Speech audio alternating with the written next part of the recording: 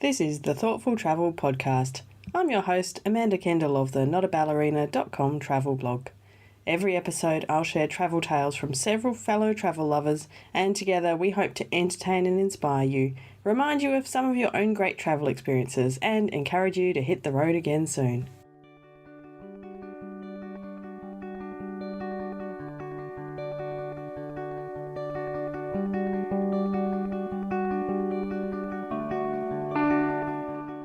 Hello and welcome to episode 17 of the Thoughtful Travel Podcast. Before I get started today, I wanted to say a very quick thank you to all of my lovely blog readers, and many of you were podcast listeners as well, who wished my Not a Ballerina blog a happy birthday last week. My blog turned 11 years old, which in blog years is pretty old. I reckon kind of senior citizen status. But no walking stick required yet. So thanks for your blog birthday wishes. It's been a very interesting 11 years of blogging, and I wonder what this podcast will be like in 11 years. Who knows what kind of technology will have come along by then and changed how we consume podcasts. I can't wait till it's like at the touch of a button in my car, ready to just go without any extra prompting from me. Anyway, so thanks for that. And now let's get on with my topic for today, which is about Wanderlust and what sparks Wanderlust. So I'm pretty sure that nearly all of you listening to this podcast have a fairly high degree of Wanderlust. You love to travel and probably, as some say, need to travel. But I've long been curious about where that feeling comes from. For a while, I had assumed that I'd got that from my parents, and therefore most people got it from their parents. So when I was young, my parents took us travelling when they could. We weren't sort of a rich, flashy family who got to tour the world or anything, but we certainly were shown the benefits of travel, why it was fascinating and interesting, and just, in general, a good thing. So a while back on my on the Not a Ballerina blog, I actually asked a few other travel lovers, and although I had assumed that they would all be the same as me, of course they were not, and I got lots of interesting responses. I'll put a link to that blog post in the show notes as well.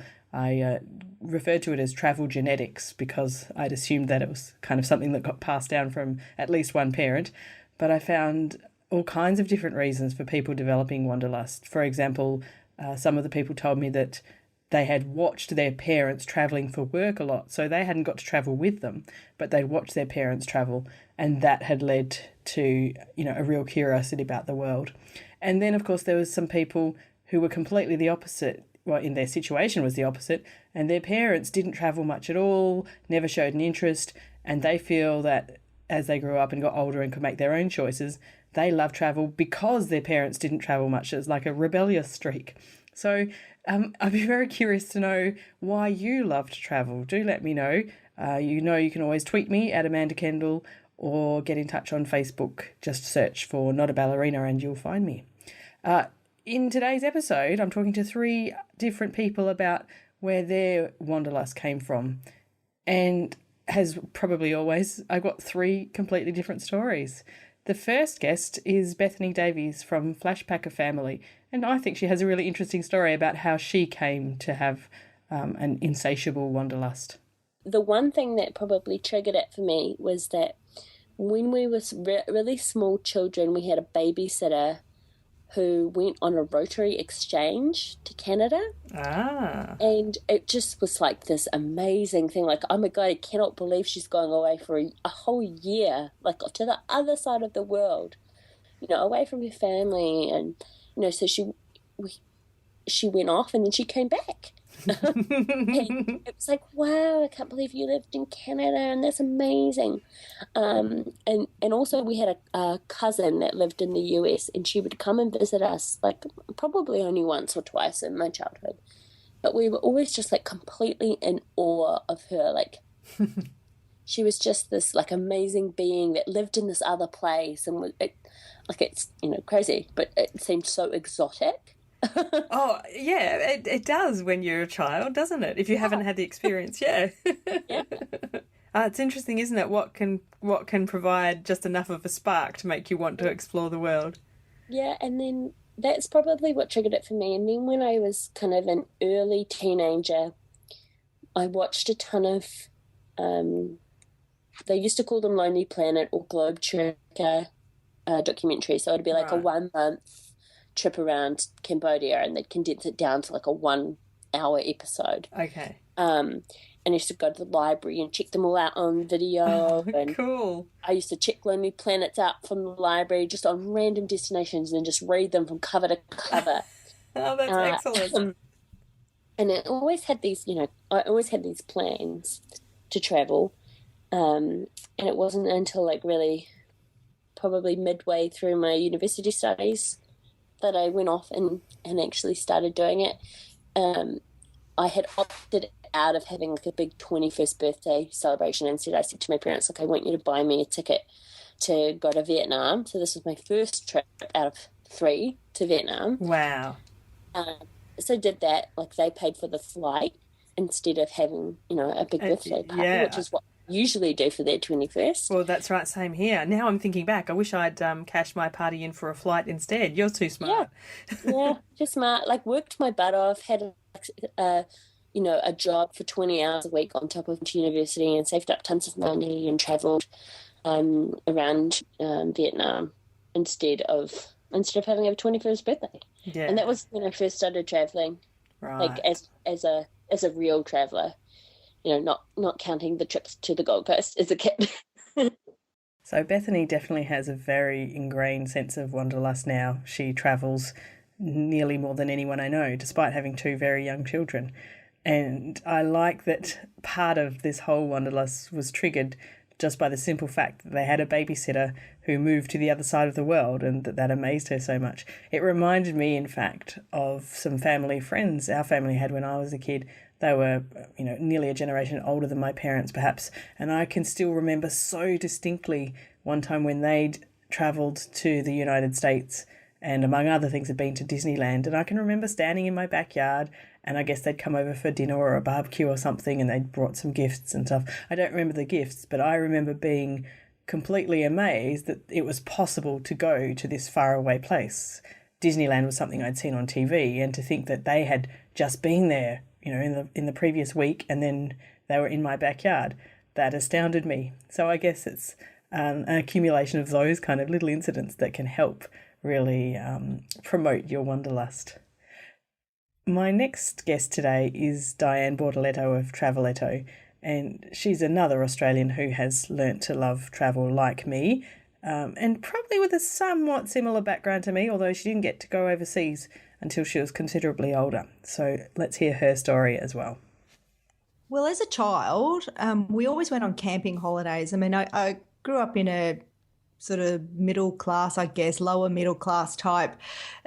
We didn't have a lot of money when I was growing up, so our family holidays tended to be camping in Victoria, where I grew up, and then later on in the south coast of New South Wales, and we were situated in Canberra. So there was always adventure, I guess, as a child, and I loved that. And I didn't go overseas until I was 24. First time I ever went on a plane. Yeah, so quite an adult, quite late in life, I guess. And when I left Australia, the plan was to be away for about 7 or 8 months. And I didn't move back to Australia for 6 years after that, because the more I saw, the more I wanted to see, and the more I experienced, the more I wanted to experience. It was like you don't know what you don't know, and I didn't know what I was missing out on. And then when you get a taste of something, it's like, oh gosh, London's so amazing, and it's just all this history and beautiful parks, and the cutting edge fashion everywhere, and all these coolest bars and everything, and obviously a gateway to Europe as far as a backpacker goes. There's cheap flights going everywhere, really accessible and easy to get to so many places. And like I said, the more I saw, the more I wanted to see, and I just thought, I can't go back to Australia just yet. I'm not done. And so that's sort of how it all started. I think that's really common for lots of Australians. Do you think it's simply because we're so far away that we don't get the chance, and then when we do, we never want to come back to Australia? Well, not for a while. Yeah, Yeah, well, I mean, that's the distance is definitely one thing, and because the flight is so long and expensive, you kind of want to make the most of it when once you are on the other side of the world, whatever continent that may be. But I also think that Australians, I hate to generally speak, but have a sense of adventure and have they're pretty easygoing and have an open mind, so they're not. Some cultures you see when they travel, they're stressed out about the food, it's like, or they're stressed out about something whereas Australians are a bit more resilient, adaptable. I'm not sure I'm explaining myself how I mean in my head. No, I think Let's I agree. again. So no, I agree. I mean, you're right. You can't generalise, and it's not true of all Australians, but a lot of Australians who you see travelling long term are pretty easygoing, just have that kind of explorer's mindset in a sense, I suppose. Yeah. Because we don't have we don't have a Western history here. Like we don't have old buildings and we don't have old churches or anything significant like that to look at.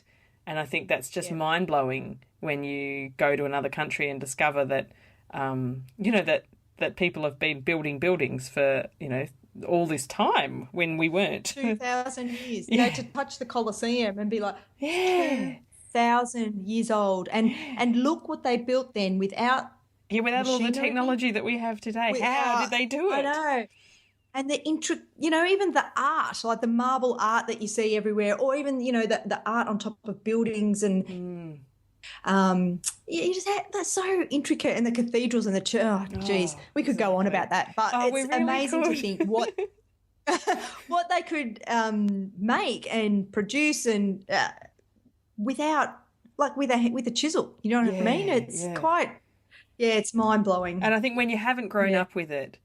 I mean, I don't know. I'll have to ask some people who did grow up with it. Do they appreciate it to the same degree, or is it just an everyday thing to them? The way perhaps that beautiful beaches to us are very everyday thing, and people, travel the world to find beautiful beaches, and we're like, well, we've got pretty good ones already back home, thanks. Yeah.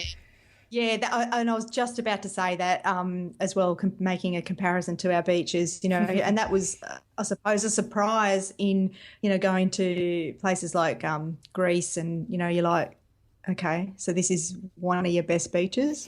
All right. Well, yeah. Like when we are seriously spoilt for choice in Australia. Really are. And like even in Western Australia, Perth, the city beaches in Perth metropolitan area are comparable to some of the best beaches you'll find anywhere in the world. And to think they're on our doorstep. And nobody's there. They're empty most of the time. Yeah. Yes.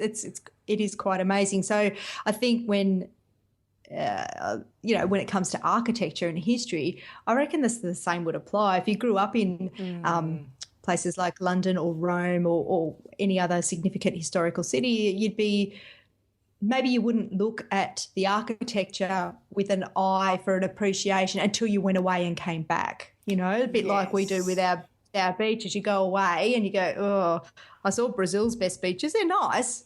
But ours are nice, just as nice and cleaner. Yeah. Yeah, absolutely. Yeah, no, I think you're probably right. It's, definitely partly a function of what you grow up with and what's familiar to you. And I think that's kind of nice that as Australians there's so many aspects of the world that we're not familiar with. And so then we get to go out and go travel and see it all. And it's kind of really exciting. It's a bit like going to Disneyland. Like I went to Disneyland for the first time as an adult, and Disneyland is like the kitschiest place on earth. But because I'd never been there, and because we'd always imagined it, at 24 or whatever I was, it was like the coolest thing ever to suddenly discover it because I'd never been. It's always seemed like just a fantasy thing, and then it was a real place. So, yeah, weird. Yeah. I didn't mean to admit to a love of Disneyland on a podcast, but I just did. So. It's on record now. Oh, that's all right. I might edit that bit out. Well, I didn't see that coming. I've now mentioned Disneyland twice just in one episode. You might wonder what kind of podcast you're listening to, but there's nothing wrong with having a bit of fun at Disneyland, is there? I think I'll go again. Now that I've got a son to take with me, I've got an excuse to go back. So anyway, our final guest today is Ava from My Meena Life. She spoke just last week with us about grief and travel, but today we have a happier topic about how her Wanderlust came about. And it's a really interesting chat we had because, of course, a well-known fact is that most Americans have very few vacation days a year, especially compared to most Europeans and even Australians. So it definitely restricts their ability to travel.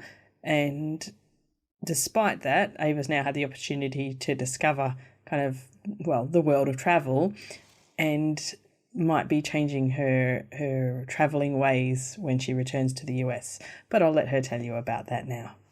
When I think about the word wanderlust, it's kind of strange to me. I didn't even know it was a word until late last year. But I just get this image in my mind of restrictions lifting off of me, associated with that word, because I think that's what kept me from traveling and experiencing wanderlust for so long was all these restrictions I had in my life. In college, it was money. I was on my own financially, and staying home and having a rather boring life was a way to make ends meet. When my parents went through a divorce, I didn't have very much energy. So I remember just being exhausted, and that doesn't lead to wanting to plan trips. And even years later, when my husband and I were both working, we were restricted because we only had 10 vacation days a year, which I think is a problem for lots of Americans, especially when they're starting out. Yeah. Right. So we had this desire to travel, but it was just really kind of limited by all our restrictions that were keeping us at home. So I would say that I really discovered this wanderlust and love of travel once we had our restrictions lifted, which happened when we moved to Germany. First, my husband got 30 days of vacation time, and I wasn't working, so we suddenly had time, and we received free housing while we're here, so we suddenly had more money to travel. Even just being across the ocean from family, we just had all sorts of new freedoms to travel after moving to Germany. And as soon as we had this freedom, I would say that we just kind of went crazy for traveling.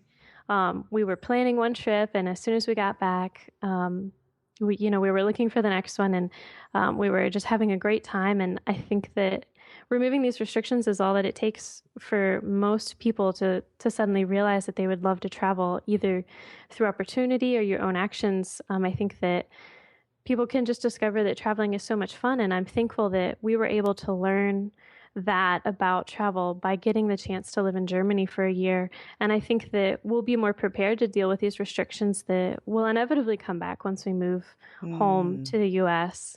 We won't have 30 vacation days anymore. We won't have Europe all around for quick weekend trips. We won't have these freedoms, but we will have this wanderlust that we've discovered. We'll take it home, and I think we'll be really just ready to meet these challenges that come into our normal, everyday working lives. And now we're aware of how much we enjoy travel, how good it is for us, and so we're prepared to push against those restrictions and not stay at home as much. That's really interesting because I think I'm a bit spoiled. So here in Australia, it's definitely normal to have at least 20 vacation days a year. Then we have this long service leave thing. If you stay in a company for sort of 7 to 10 years, you can have 3 months extra of holidays and stuff like that. And we just have a real culture of travelling. And I have to admit, been quite critical of a lot of Americans who don't seem to have much wanderlust. And I know that you only have 10 vacation days a year, but it never really hit me until you just explained it, that does give you such a restriction that it's hard to even imagine travelling. So you're so lucky to have had this chance to feel differently. And yeah, I think you're right. It'll never go away, that feeling. You're spoilt now. So absolutely. Yeah, it'll always be that way. Have you had a moment when you've had like the most intense wanderlust? What was really a moment that made you feel you love to travel? There is a specific moment that stands out to me where I feel like I really embraced this concept of wanderlust and knew that I was definitely afflicted with it. We had been starting to kind of take more successful trips, figuring out this whole travel around Germany and Europe thing. And we had a free weekend, and I I remember sitting there and I looked at my husband. I said, we cannot stay home on Sunday. That is just not an option. It's so boring here. The shops aren't open. There's not much to do on Sundays. And so I said, let's pick this town. We've been wanting to go there for a while. Let's just go tomorrow. So we kind of planned it. We woke up the next day and the train schedule was just all weird. I think they were doing construction on the tracks. And so it didn't look like it was going to be easy for us to grab a regional train ticket and get there. So my husband said, no, you know what, we'll just stay home today. And that lasted for maybe 5 minutes. I said, I can't. I pulled up my map. I said, look at all these towns that are about an hour away, in the opposite direction of where the construction is probably happening. And we wanted to catch the next one, so we didn't even really research it. We just kind of got on the train, and we ended up in Gemünden, which is a town close to Frankfurt. And we had such an amazing day there. I think we didn't really have any expectations because we didn't plan in detail like we normally would. And we discovered these houses with tiny little half-timbered portions of the house and quiet streets. There were castle ruins that looked out over the city. And we had pizza in a restaurant with only 3 booths and a woman that didn't speak English. But it was just the most magical day we spent there. It was just kind of made me realize that this is something I really enjoy doing. And I've experienced intense wanderlust since then. And even last week, I told my husband that I was booking our trip to Vienna, even though we'd been planning to go for a while. I just couldn't wait anymore. So I said, we're going this weekend and I'm booking the hotel. And so I think that not only has Wanderlust happened very intensely in my life, but maybe I've even set a whole forest on fire with it because I don't think it's going anywhere. Yeah, oh, that's fantastic. And I think the nature of your stay in Germany, that you'll only be there for the year, you realise that you really have to make the most of that, I guess. So it's... Yes. It's such a great opportunity. And you're right, Germany's in the middle of Europe.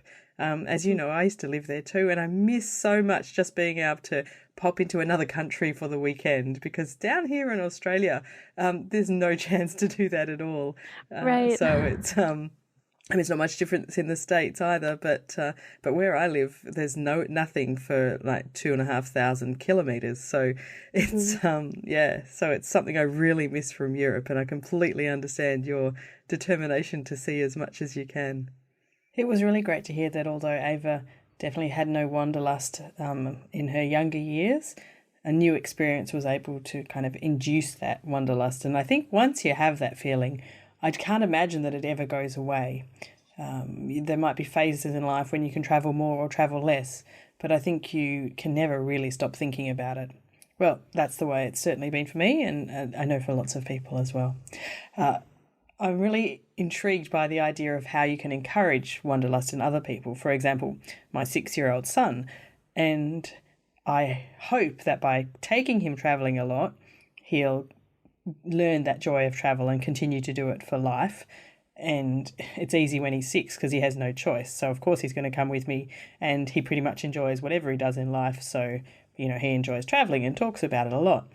But it made me think of an example of a friend of mine, a mother and her son. So when I met them, her son was a teenager, maybe 14 or 15, and she was an absolute travel lover and used to take him all around the world on trips. And he would complain bitterly that he didn't want to go, he didn't want to travel, he just wanted to stay home by that sort of teenage years. And, I remember once that, that was a worry to her because she really wanted him to love travel as much as she did. But we fast forward now about 10, 15 years later, and what does he do? He's a flight attendant with an international airline, so he spends his whole life travelling around the world. So I think that she did lay the groundwork for that, and perhaps that was just a teenage rebellious phase. So we'll check back in 15 years and we'll see how my son goes once he's out in the world on his own. But I know for me, my wanderlust is never going away. So thank you very much for listening to episode 17 of the Thoughtful Travel podcast. And if you have something to tell me about what sparked your wanderlust, I'd love to hear it. You can always reach me on Twitter at Amanda Kendall, or look up Not a Ballerina on Facebook and leave me a message. I would love to hear your thoughts. As always, a very, very big thank you to my great guests. So first up today we had Bethaney Davies from Flashpacker Family. You can find her at flashpackerfamily.com. Secondly, we had Diane Bortoletto of Travelletto at travelletto.com. And lastly, I had Meena of My Meena Life, and you'll find her really interesting blog at mymeenalife.com. The Meena part is Meena. Thank you so much for listening, and keep looking after that Wanderlust, okay? This has been another episode of the Thoughtful Travel Podcast. Show notes and other information are at notaballerina.com/podcast. Join me again soon for another chat about why we travel. Bye for now.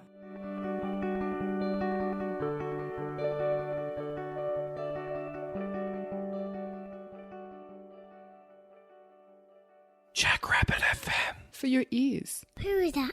Hi, Podcast.